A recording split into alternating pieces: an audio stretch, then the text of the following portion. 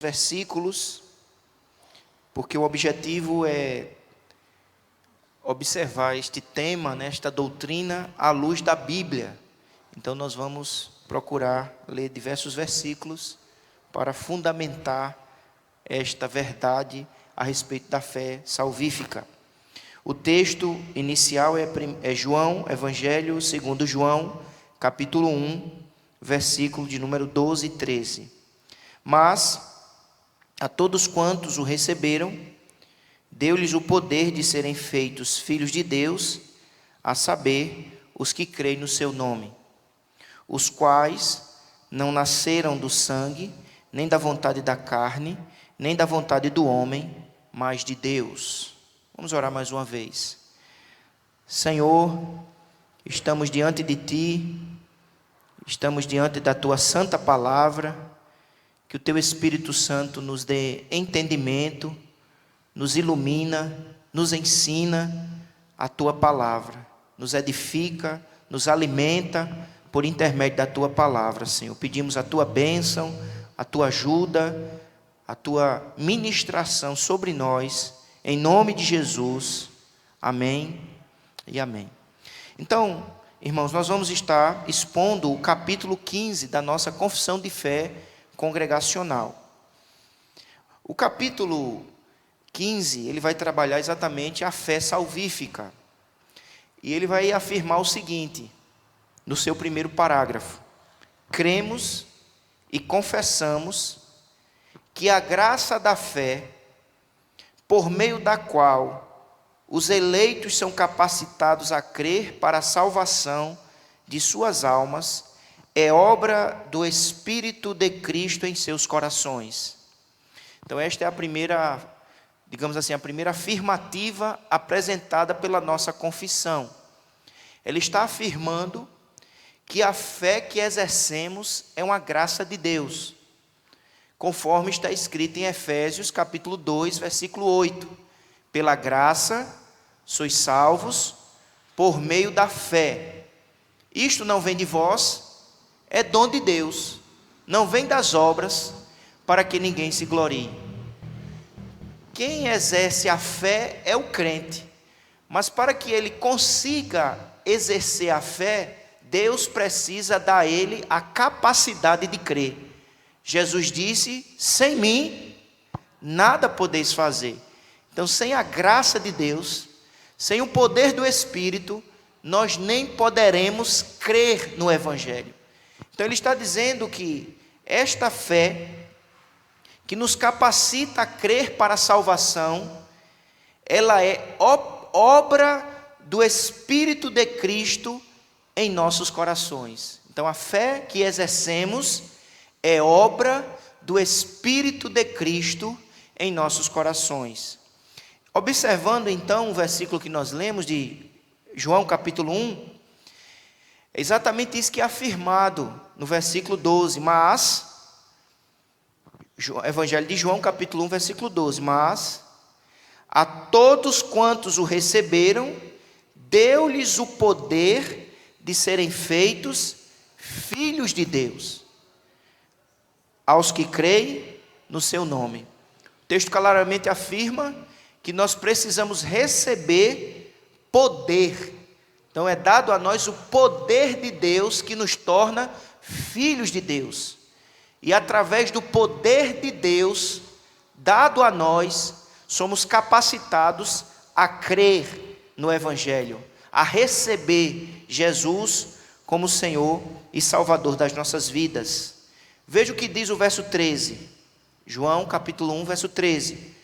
Os quais não nasceram do sangue, nem da vontade da carne, nem da vontade do homem, mas de Deus. Então ele está definindo o quê? O seguinte: os que recebem a Cristo pela fé, os que exercem fé em Jesus como Salvador, eles não foram nascidos pela vontade do homem, nem pela vontade da carne, eles foram nascidos de Deus. Então houve uma ação de Deus nos capacitando a crer, que é chamado de novo nascimento ou regeneração. A outra afirmativa que observamos na nossa confissão é que esta fé é ordinariamente operada pelo ministério da palavra. A primeira afirmação é o seguinte: a fé que exercemos é operada, ou melhor, é obra do Espírito de Cristo. A segunda afirmativa é que esta fé é ordinariamente operada pelo ministério da palavra. O que é que a confissão quer nos ensinar? Ela quer nos ensinar, à luz das Escrituras, que o Espírito Santo se utiliza da palavra para gerar fé nos nossos corações. Então, é o Espírito que opera, que nos capacita a crer, mas o instrumento que ele usa para nos conduzir à fé é a palavra, é o Evangelho. Há um versículo, eu peço que a igreja, por favor, abra sua Bíblia, em Romanos, isso é claramente afirmado em Romanos, no capítulo 10, por favor, Romanos capítulo 10, versículo de número 14. O que diz? Como, porém, invocarão aquele em quem não creram? E como crerão naquele de quem nada ouviram? E como ouvirão se não há quem pregue? Então observamos aqui que o crer está diretamente associado ao ouvir. Então, ordinariamente, a fé é operada pelo ministério da palavra, conforme nós temos lido. A fé vem pelo ouvir. Mas ouvir o quê? A palavra de Deus, a pregação do Evangelho. Então, a pregação do Evangelho, o anúncio das Escrituras, no poder do Espírito, é capaz de gerar fé no coração do pecador, né? Então, veja que há uma dupla ação. A primeira é o ministro que prega, é o pregador anunciando o Evangelho. Mas é necessário que, além da pregação, haja uma ação interior do Espírito Santo. Porque sem essa ação interior do Espírito Santo, o homem, naturalmente, ele não crê. Porque a Bíblia diz que o Deus desse século cegou o entendimento dos incrédulos para que eles não creiam. A Bíblia diz também que o homem natural não compreende as coisas espirituais, ele não consegue discernir. Então é preciso que haja pregação fiel da palavra, mas é necessário também que haja uma operação interior do Espírito Santo, transformando o coração do homem, para que ele ouça e, ouvindo, ele creia, e crendo, se converta ao Senhor. Então, veja como crer está associado ao ouvir, no versículo 14. E como crerão naquele de que nada ouviram, e como ouvirão, se não há quem pregue. Agora observe o versículo 17. E assim, a fé vem pela pregação, e a pregação pela palavra de Cristo. Ou seja, a fé vem pela pregação, porque ele precisa ouvir a pregação. Mas qual é o conteúdo da pregação? O que é que o ministro deve pregar? O que é que ele anuncia? Ele anuncia a palavra de Deus. Ele proclama o que Deus deu, é a palavra de Deus, revelada por Deus através dos profetas e dos apóstolos. Então cabe ao pregador anunciar não a palavra dele, né, as experiências dele, as visões dele. É preciso que ele seja fiel no anúncio da palavra de Deus. E esta palavra de Deus foi revelada para nós através dos profetas do Antigo Testamento e através dos apóstolos do Novo Testamento, e pela graça de Deus e pela providência de Deus, esta palavra anunciada foi registrada na Bíblia. Então nós temos a palavra de Deus, inspirada pelo Espírito Santo de Deus. Amém, meus irmãos? Então, a fé é ordinariamente operada pelo ministério da palavra. É obra do Espírito, mas operada pelo ministério da palavra. Por isso que Jesus manda que a igreja pregue. Os irmãos lembram o que está escrito em Marcos, capítulo 16, bem conhecido, mas vamos na referência para a gente aprender, a referência bíblica do versículo, porque às vezes a gente sabe citar o versículo, mas não sabe encontrar na Bíblia. Marcos 16, 15. E disse-lhes, o que é que diz? Ide por todo o mundo e pregai o evangelho a toda criatura. Quem crê e for batizado será salvo. Veja que o verso 15 fala de quê? De pregar o evangelho. E o verso 16 fala de crer e ser batizado. Então, o crer e ser batizado é precedido pela pregação fiel do evangelho. Então, se nós queremos ver pessoas crendo e se convertendo ao Senhor, e reconhecendo que são crentes através do batismo, e confessando a Jesus publicamente, sem ter vergonha de dizer que é um crente, que se arrependeu de seus pecados, e que agora crê em Jesus de todo o seu coração, e que experimentou uma verdadeira obra do Espírito Santo. Se nós queremos ver pessoas sendo convertidas, é preciso que haja pregação, anúncio fiel do evangelho. E eu e você somos chamados a anunciar o evangelho. Talvez você não tenha, Deus não lhe deu o dom de pregar num púlpito de uma igreja o evangelho, mas você pode falar o evangelho. Você pode falar de Jesus no seu ambiente de trabalho, entre os seus amigos, no meio da sua parentela. Fale de Jesus. Fale que em Jesus há salvação, e somente em Jesus há perdão, há reconciliação. Em Jesus há esperança para o pecador arrependido. Em Jesus há vida e vida em abundância. O outro texto importante é 1 Coríntios 1. 1 Coríntios capítulo 1, versículo de número 21. Veja o que diz esse importante versículo da palavra de Deus. Visto como, na sabedoria de Deus, o mundo não conheceu por sua própria sabedoria, aprove a Deus salvar os que creem, como, irmãos? Pela loucura da pregação. Então não é pela sabedoria dos filósofos, do mundo, que o ser humano encontra a salvação. É por intermédio da fé em Cristo Jesus, que é anunciada pela pregação. É algo tão simples, um ser humano anunciando Jesus Cristo, que o homem incrédulo chama de loucura. Mas esta pregação simples do evangelho, fundamentado em Jesus Cristo, é poder de Deus, porque está escrito, o evangelho é poder de Deus para a salvação. Então Deus usa, porque o poder não está no homem, o poder não está no pregador, na oratória, na eloquência. O poder pertence ao Senhor, é o poder do Espírito. Por isso que às vezes Deus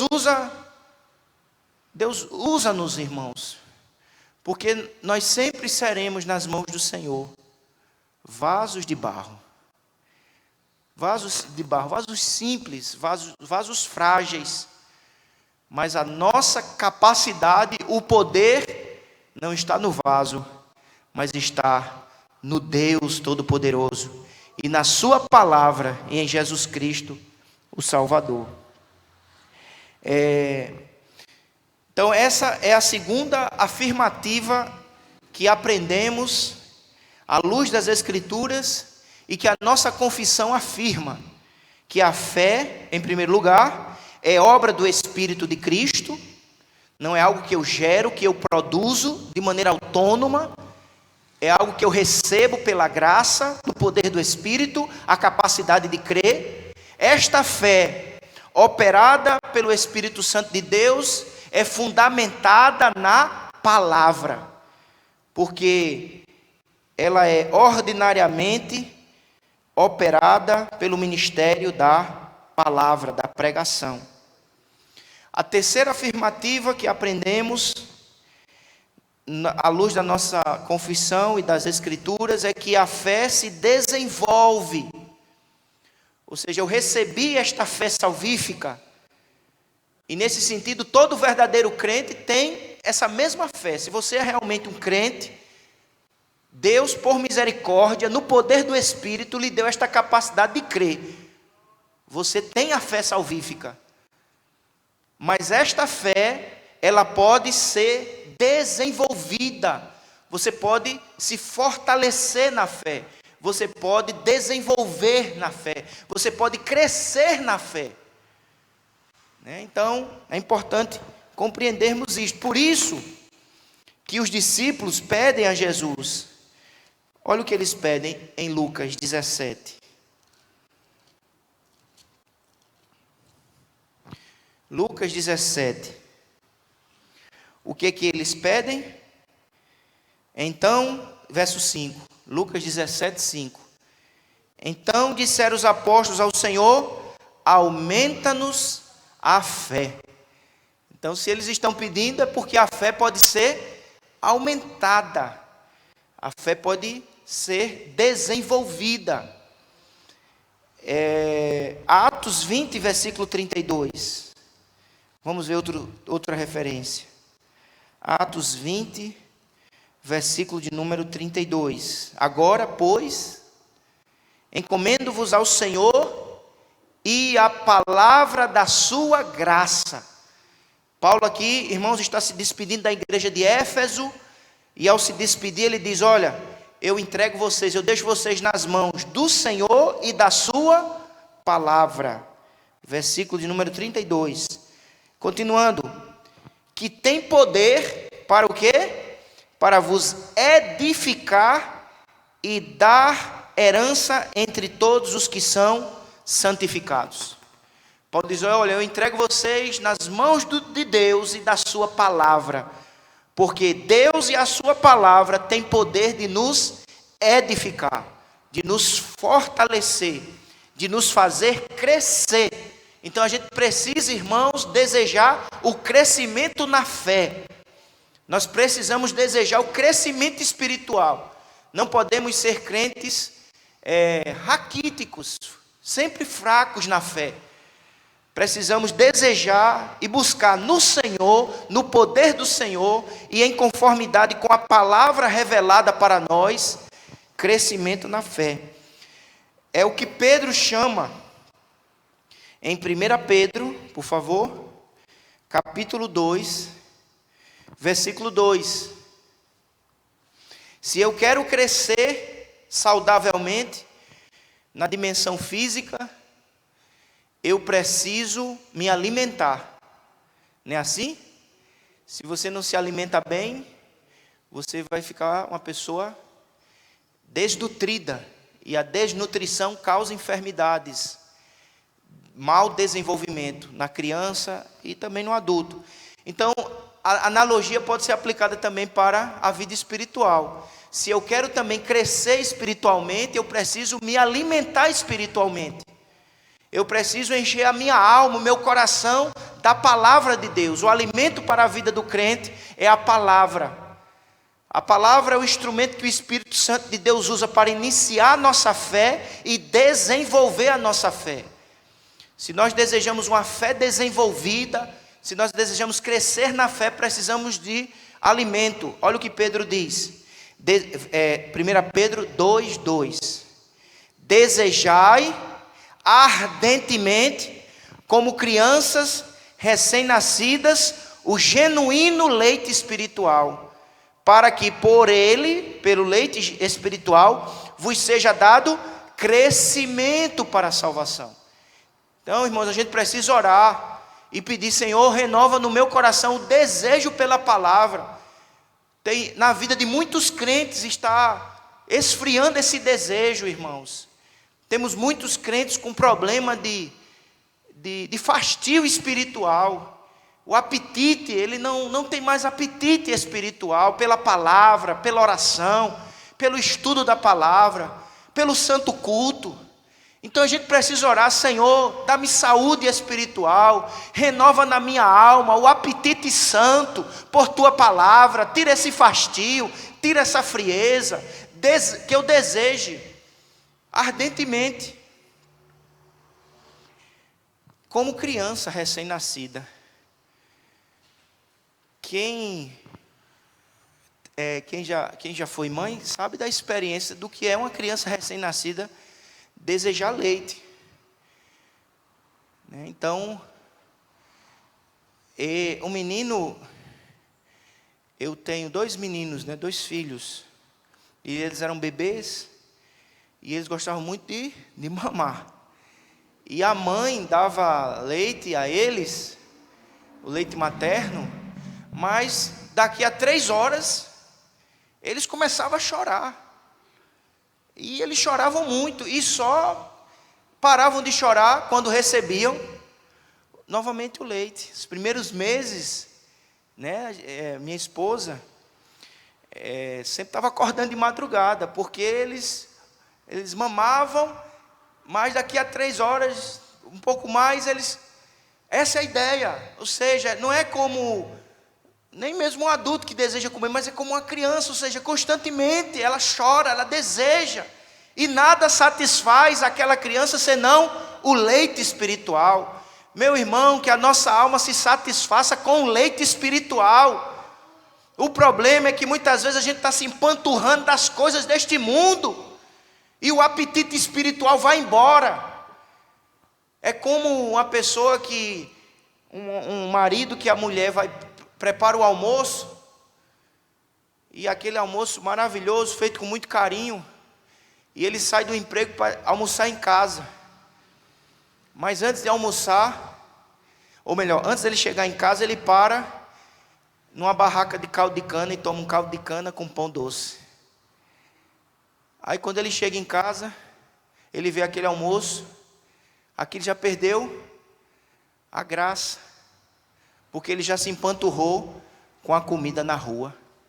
E às vezes espiritualmente está acontecendo isso, irmãos. Deus prepara banquetes para nós, palavra para nós, leite espiritual, alimento, mas às vezes a gente está comendo as coisas que esse mundo oferece, enchendo a mente, enchendo o tempo.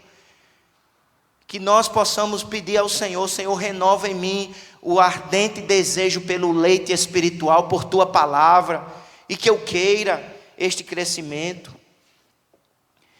Mas, irmãos, o segundo parágrafo da nossa confissão, ele diz assim: por esta fé, o cristão crê ser verdadeiro tudo quanto está revelado na palavra, pois a autoridade do próprio Deus fala em sua palavra. Então a fé dada pelo Espírito e fundamentada na palavra, por esta fé, o cristão crê que a Bíblia é a palavra de Deus. É isso que o texto está dizendo, ou seja, a nossa confissão. Ele crê ser verdadeiro tudo quanto está revelado na palavra, pois a autoridade do próprio Deus fala em sua palavra. Ele crê pela fé, irmãos, que este livro não é invenção de homens, não é achismos de profetas, é palavra de Deus, escrita por homens, mas inspirada pelo Espírito Santo de Deus. Pela fé, ele lê este livro, e ao ler este livro, ele ouve a palavra de Deus, ele recebe de Deus orientação, consolo, exortação. Pela fé, ele crê no livro sagrado, a palavra de Deus.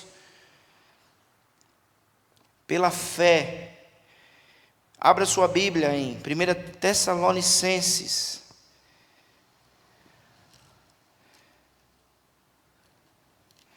Tessalonicenses, capítulo de número 2.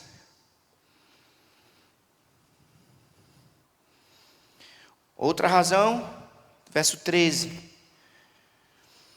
Outra razão ainda temos nós para incessantemente dar graças a Deus é que, tendo vós recebido a palavra que de nós ouvistes, que é de Deus, a acolhestes, não como palavra de homens, e sim como em verdade é a palavra de Deus, a qual com efeito está operando eficazmente em vós, os que credes.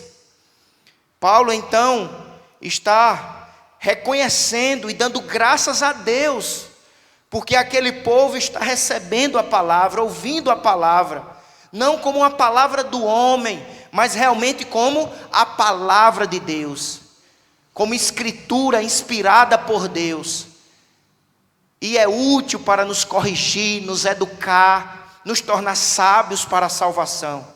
Então a fé dada a nós pelo Espírito Santo nos capacita a crer na Bíblia como palavra de Deus, e por isso nos leva a ler a Bíblia, a meditar na Bíblia, porque a fé não apenas nos leva a confiar na palavra, ela nos leva a agir de conformidade com o que cada trecho específico da mesma contém. A fé salvífica, dada por Deus a nós, no poder do Espírito, em conformidade com a palavra, nos capacita a crer e a obedecer, a agir em conformidade.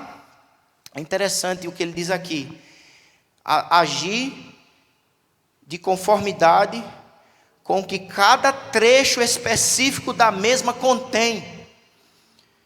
Então ele procura adequar a sua vida, não aos modismos que este mundo apresenta, a cada mês, a cada ano, não às ideologias que este mundo apresenta, não às filosofias que o mundo apresenta, mas ele procura orientar, fundamentar e dirigir os seus passos, a sua vida, em conformidade com esta palavra, porque ele crê que esta palavra é palavra de Deus, Deus que o criou, Deus que o sustenta, Deus que o salvou por intermédio de Jesus Cristo, e este Deus é digno, e a sua palavra é digna de ser obedecida.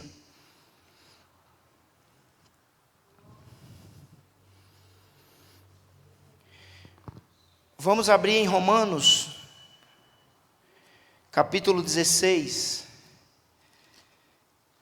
Romanos 16, versículo de número 26, e que agora, Romanos 16, 26, e que agora se tornou manifesto, e foi dado a conhecer por meio das Escrituras proféticas, segundo o mandamento do Deus eterno, para a obediência por fé entre todas as nações.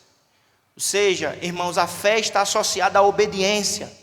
Quem crê, confia, e quem confia, age em conformidade àquilo que ele crê. E quem crê, confia, age e obedece.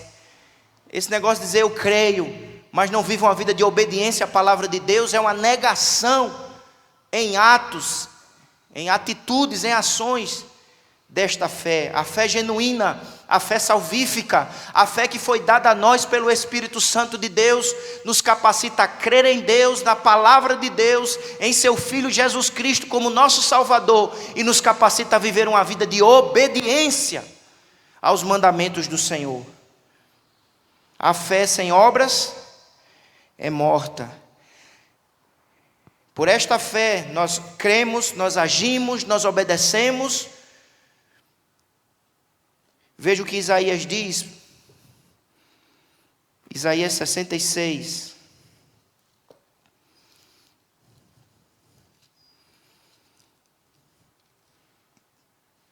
Isaías 66,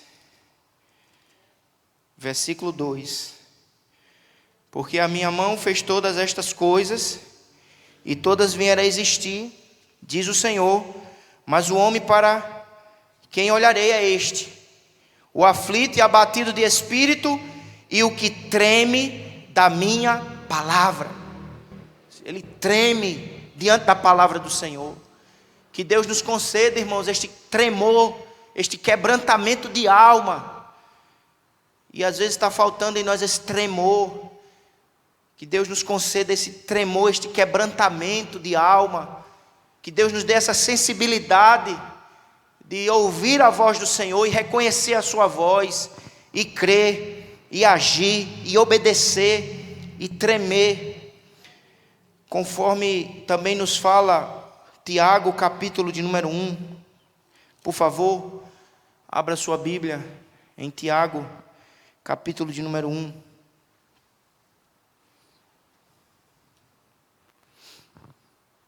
Olha o que Tiago diz sobre obediência.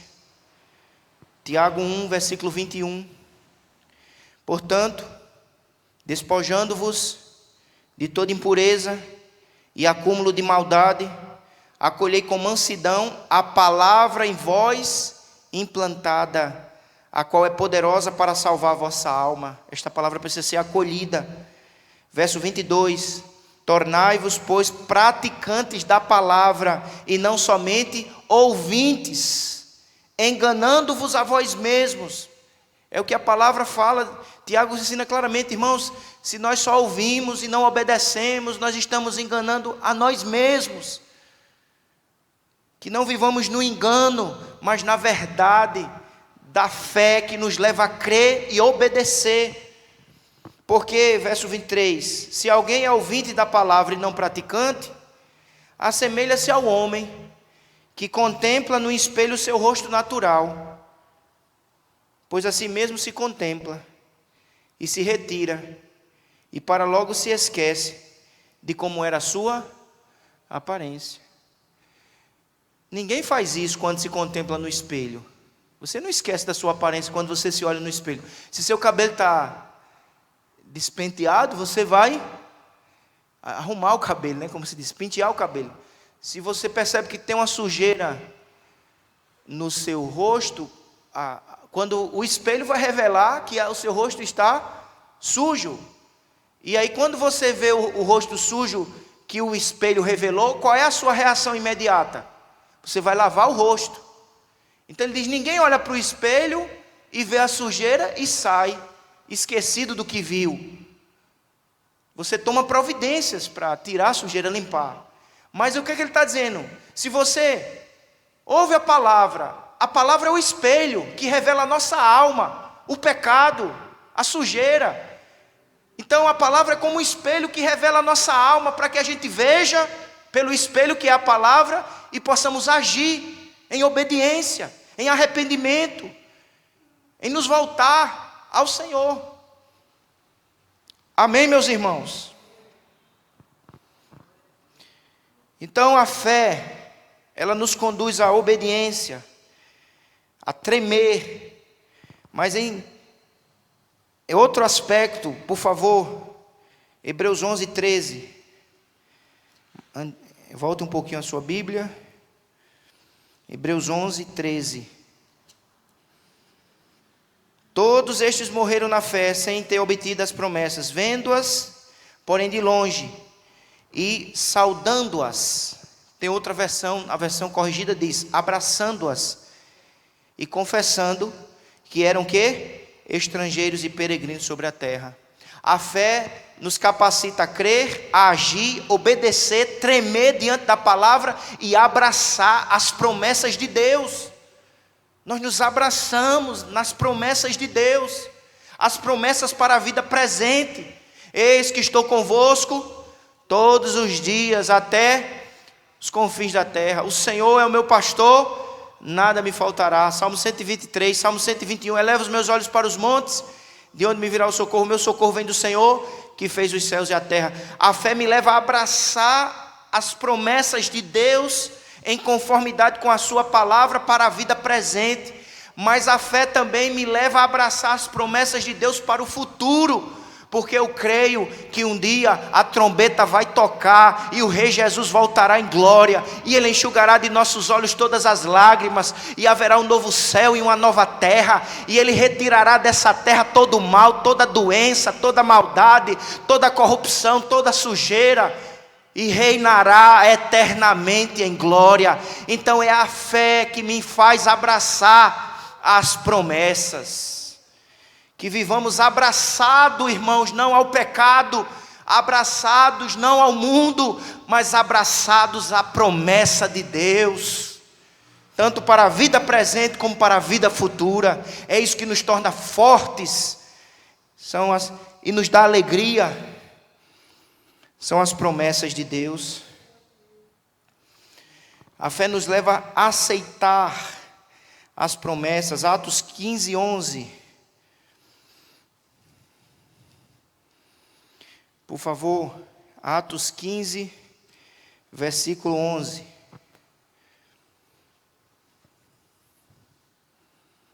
Mas cremos que fomos salvos pela graça do Senhor Jesus, como também aqueles o foram. Cremos que fomos salvos. A fé nos faz aceitar, crer que nós fomos salvos pela graça do Senhor, não por méritos, não por obras, não por desempenho, mas por graça. Graça de Deus em Cristo Jesus. Vamos ver Atos 16, 31.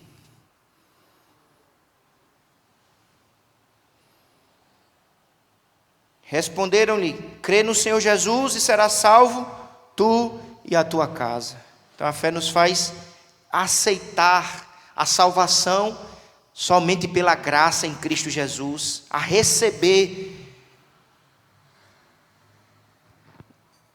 Vamos para Gálatas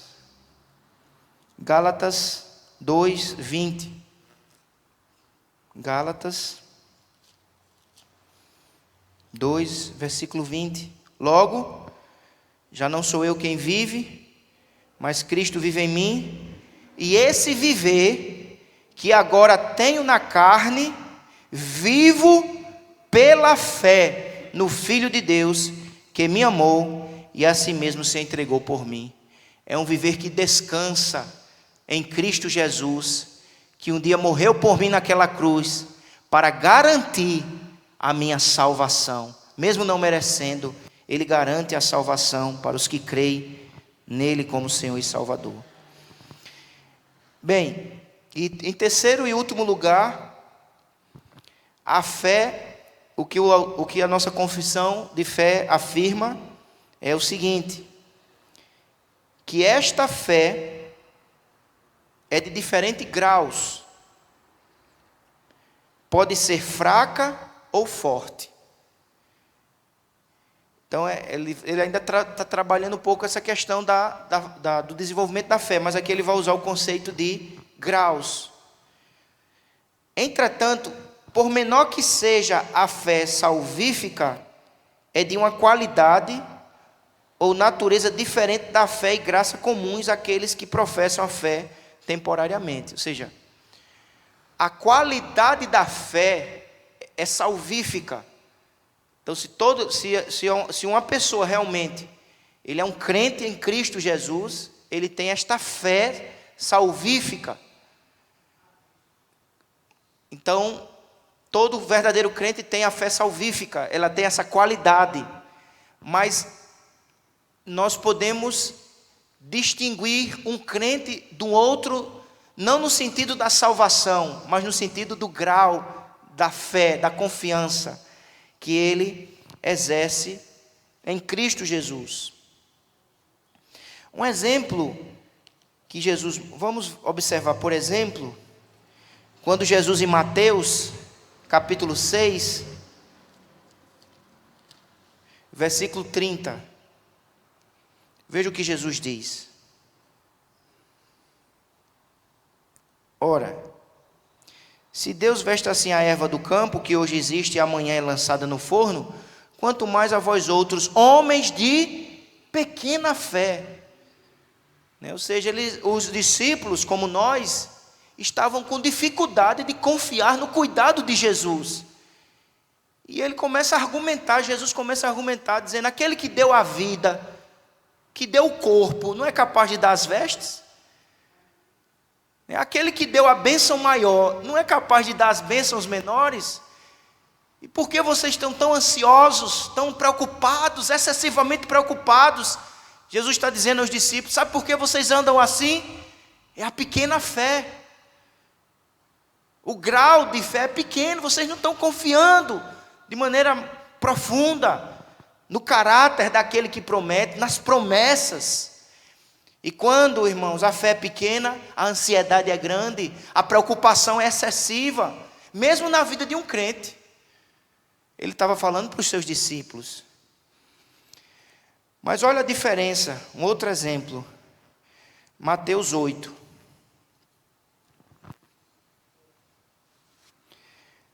Aqueles do capítulo 6 são chamados de homens de pequena fé, mas veja esse exemplo aqui. Ouvindo isto, 8:10, Mateus 8:10. Ouvindo isto, admirou-se Jesus e disse aos que o seguiam: em verdade vos afirmo que nem mesmo em Israel achei fé como esta. Ele estava falando do centurião, porque o centurião, ele procura Jesus, e ele diz: Jesus, Senhor Jesus, o meu criado está doente na minha casa. E ele diz: manda uma ordem. É o que ele... Vamos ler o texto para a gente entender bem, ó. Verso 5, 8:5. Tendo Jesus entrado em Cafarnaum, apresentou-lhe um centurião, implorando: Senhor, o meu criado jaz em casa, de cama, paralítico, sofrendo horrivelmente. Jesus lhe disse: eu irei curá-lo. Mas o centurião respondeu: Senhor, não sou digno de que entres em minha casa, mas apenas manda com uma palavra e o meu rapaz será curado. Pois também eu sou homem, sujeito à autoridade, tenho soldados às minhas ordens, e digo a este: vai, e ele vai, e a outro: vem, e ele vem, e ao meu servo: faz isto, e ele o faz. Veja o que o centurião está dizendo: Senhor, só basta uma palavra, nem precisa tu ires. Tu és poderoso, a tua palavra é poderosa. Esse homem aqui mostra um grau elevado de fé. Lembram de Jairo? Como é Jairo, que tinha a filha doente e que morreu? Como Jairo não age assim. Jairo chega para Jesus e diz: Jesus, vai até a minha casa que a minha filha está morrendo. Lembra que Jesus vai para a casa de Jairo, no meio do caminho ele para, que tem a mulher de fluxo de sangue, até Jesus chegar lá. Mas Jairo quer que Jesus chegue até na casa, põe as mãos sobre a menina. Ele crê, ele tem um grau de fé, Jairo. Mas o grau de fé deste homem é maior, porque ele diz: nem precisa tu ir, só basta uma palavra. Porque ele está dizendo: eu sou um centurião, eu mando um vai e outro vai, o outro vem, muito mais o Senhor. Ele dá um exemplo de um grau de fé elevado. Ele está plenamente confiante no poder de Jesus, na palavra de Jesus. Irmãos, que Deus nos ajude a crescer na fé, na confiança em Jesus como Senhor Todo-Poderoso, e a sua palavra como sendo viva e poderosa. Ele é Deus de perto, Deus de longe. Basta Ele enviar uma palavra, que a salvação é efetuada, a vida é transformada, a cura se realiza. Não precisa de sal grosso, de rosa ungida, precisa apenas do poder de Jesus, da palavra de Jesus. Isso é invenção de homens. Foi o que o centurião disse: só basta uma palavra, Senhor. E o povo fica criando superstições. É lenço santo, é sal ungido, é suor ungido, tudo para ganhar dinheiro, enriquecer os homens, porque a fé em Jesus é simples, mas é poderosa, é viva, é eficaz. Basta apenas a gente crer e confiar e buscar e descansar nele e em sua palavra.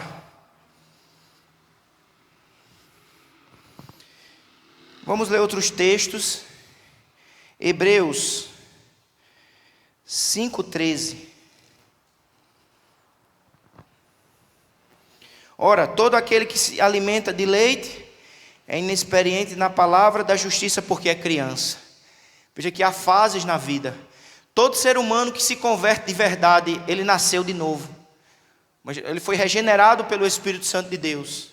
Ele precisa de leite, do alimento básico, mas ele precisa também crescer e se fortalecer. Por isso que ele diz, verso 14: mas o alimento sólido é para os adultos, para aqueles que pela prática tem as suas faculdades exercitadas para discernir não somente o bem, mas também o mal. Ou seja, a criança precisa de leite, mas a gente não pode ficar eternamente no leitinho espiritual. A gente tem que buscar crescimento, maturidade. Não sermos eternas crianças, bebês imaturos. Precisamos de alimento sólido para a gente crescer em experiência com Deus, em maturidade. É criança espiritual. Todos os que nascem de novo são crianças. Mas essa criança tem que se tornar um jovem, este jovem tem que se tornar um adulto, e este adulto tem que se tornar um conquistador de almas para Cristo, um pai espiritual. Por isso que quando João escreve, ele escreve às crianças, aos jovens e aos pais. Porque não são fases apenas biológicas, são fases também espirituais. Porque todo mundo que nasce de novo é uma criança.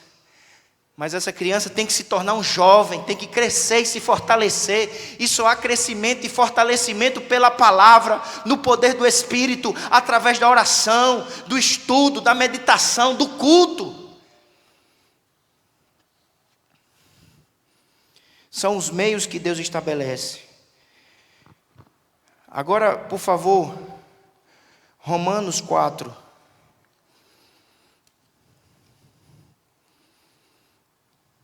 Romanos 4, versículo 19, que nos dá um exemplo, mais um exemplo de um homem que é considerado o pai da fé, que é Abraão. Romanos 4, 19. E sem enfraquecer na fé, embora levasse em conta o seu próprio corpo amortecido, sendo já de 100 anos, e a idade avançada de Sara. A fé, irmãos, não nos leva a fechar os olhos para a realidade. A fé não é uma utopia. A fé enfrenta a realidade, confiando na promessa de Deus. A fé não é uma coisa cega, irracional, não. Ele considerou a realidade, o seu corpo envelhecido, a fraqueza. Ele considerou que havia uma impossibilidade, mas ele não permitiu que aquela circunstância, aquela impossibilidade, enfraquecesse a sua confiança no Deus Todo-Poderoso, que prometeu fazer o impossível. Por isso que diz, no verso 20, não duvidou, verso 20, por incredulidade, da quê? Da promessa de Deus. Irmãos, para o Deus que disse, haja luz e houve luz, tudo é fácil de acontecer. Porque Ele tem poder na sua palavra. Eu falo e não acontecem as coisas. Porque a minha palavra não tem poder criador, mas há um Deus cuja palavra tem poder criador. Do nada Ele trouxe à existência, pelo poder da sua palavra, todas as coisas. O céu, a terra, o mar, as coisas visíveis e invisíveis foram criadas pelo poder da sua palavra. E por isso que Abraão, mesmo considerando a realidade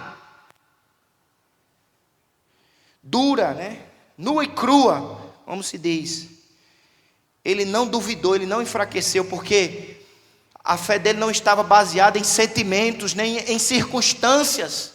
As circunstâncias mudam, os nossos sentimentos são variáveis, mas a promessa de Deus continua verdadeira em todo o tempo. Por isso que ele diz, verso 20, não duvidou, por incredulidade da promessa de Deus, mas pela fé se fortaleceu, fazendo o quê? Dando glória a Deus. A fé, irmãos, nunca fica dando glória a si mesmo. Não é fé na fé, não é elogiar a minha fé, é dar glória a Deus, porque o poder pertence a Deus, a obra pertence a Deus. A gente vê muito hoje as pessoas elogiando a fé, exaltando a fé. A fé não olha para si mesma, a fé está firmada em Deus, nas promessas de Deus, no poder de Deus. Não é fé na fé, é fé em Deus. Ele faz segundo a sua vontade, a sua sabedoria, a sua misericórdia, o seu poder. Não é exaltar a fé, como a gente vê às vezes pregadores exaltando a fé. Você tem um poder dentro de você, e a gente vê pessoas cantando. Não, irmãos, quem deve ser glorificado é Deus. Por isso que diz que ele não duvidou, porque creu na promessa de Deus, e no final de tudo ele glorificou a Deus, porque quem traz à existência o que não existe é Deus, não é a minha palavra. Eu sou fraco, pecador, vaso de barro. Quem traz a criação, o que não existe é Deus. Ele cria, Ele preserva, Ele liberta, Ele sara, Ele consola, Ele dirige, Ele capacita. Ele é o alfa, o ômega, o princípio e o fim. Toda a honra, toda a glória, não à fé, não ao homem, mas a Deus, que é o objeto da nossa fé, o alvo da fé. A fé, irmãos, ela pode enfrentar lutas, ela pode enfraquecer. Veja o que diz Lucas 22. Às vezes a prova nem sempre nos leva a agir como Abraão agiu. Abraão, diante da prova, ele não duvidou e se fortaleceu.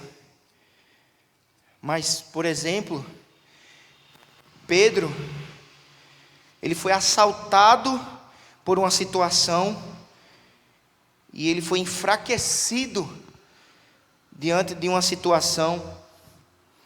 Veja Lucas 22, versículo 31. Olha só o que Jesus disse: Simão, Simão, eis que Satanás vos reclamou para vos peneirar como trigo. Eu, porém, roguei por ti, para que a tua fé não desfaleça.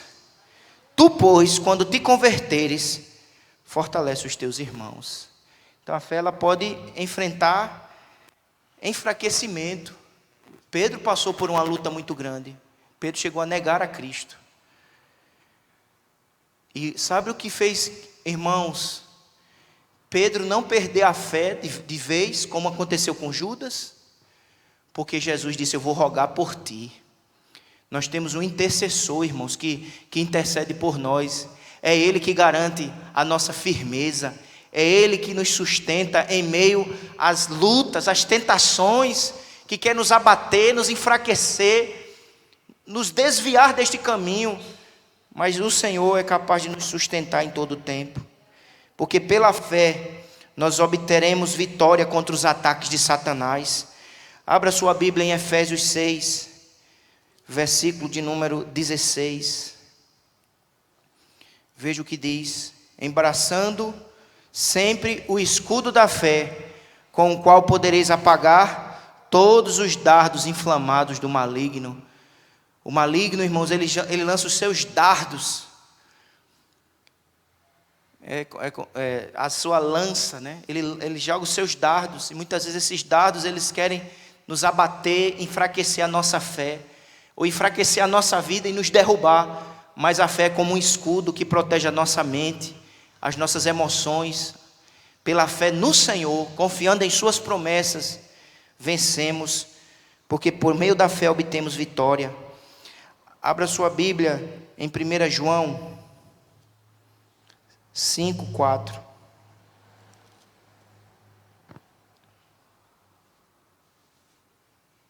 1 João, capítulo 5, versículo de número 4. Porque todo o que é nascido de Deus vence o mundo, e esta é a vitória que vence o mundo, a nossa fé. Quem é o que vence o mundo, senão aquele que crê ser Jesus, o Filho de Deus. A nossa fé é desenvolvida através de Jesus Cristo, o Filho de Deus, porque a nossa fé está ancorada nele, firmada nele, e por meio da fé em Cristo, nós obteremos vitória.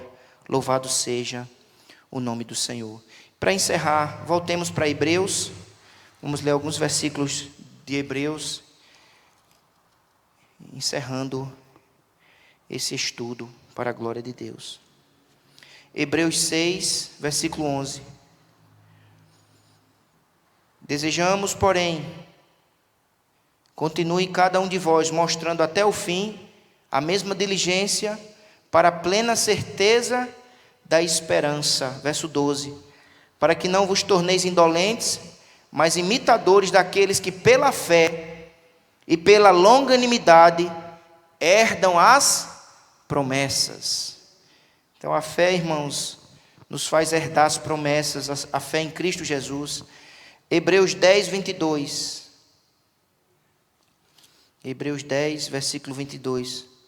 Aproximemo-nos com sincero coração, em plena certeza de fé, tendo o coração purificado da má consciência e lavado o corpo com água pura.